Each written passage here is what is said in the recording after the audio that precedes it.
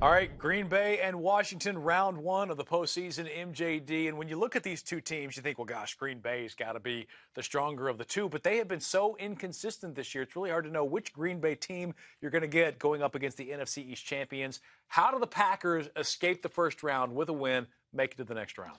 You know what? This league and these playoffs are all about matchups. And when I think about matchups, I think about the Green Bay Packers going against that tough Redskins run defense.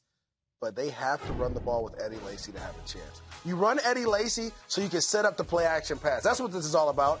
You get him the ball, you make them load the box, you get your receivers outside on one-on-one coverage, and not particularly press coverage, but off a little bit, so you can let your guys create space and make plays. But the more you feed Eddie Lacy, you see how big he is? I see it. You know it's cold outside, right? It is cold outside. And it's hard to tackle he hit you big hard. guys. I get it, yeah. And we saw what he did to Dallas, another NFC East team, earlier in the season. He ain't playing no game. When he gets to running, once he gets 5-6 yards at full speed, D'Angelo Hall's not trying to tackle him.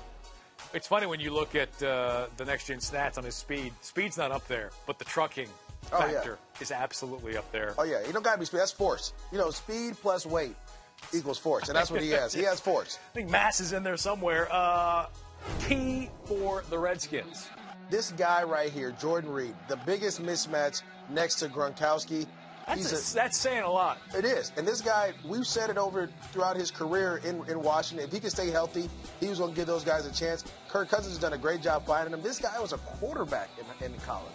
Comes out to play tight end. And he's not a tight end, but he's a big physical receiver out there. And he puts a mismatch where corners or safeties can't cover him. This guy here, he's given Washington a key that they haven't had in a long time. Most receiving yards by a tight end in Redskins history certainly says a lot. The fact that he had the kind of second half of the season where a lot of people really paid attention to the game that he was having, that he brought to the table, and still he was able to produce, also says a lot as well. Between the Redskins utilizing Jordan Reed, between the Packers getting the run game going with Eddie Lacy to set a play-action pass, who wins this game? The matchup is favored for the Packers, and I'm going to have to go with them. I think their defense is playing better. They're doing a better job of stopping the pass. If you saw that Minnesota game, Adrian Peterson kind of started to grind on them a little bit, wore them down. The Redskins haven't ran the ball all year, and so I think right now, if they try to lean on Kirk Cousins in that pass, Clay Matthews, Julius Peppers, that defensive front seven are going to get after him, and they're going to make Kurt throw passes in tight windows. And then if you give Aaron Rodgers the ball too many times, as we saw on this past Sunday night, he has a chance to go down and score. So, again, I'm going to go Green Bay.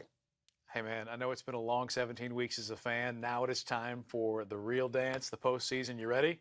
I am. I only been there once. The dance is nice, though. Well, we'll hang out. We'll enjoy it together. You can enjoy it with us as you get your complete playoff coverage on NFL Now and at NFL.com.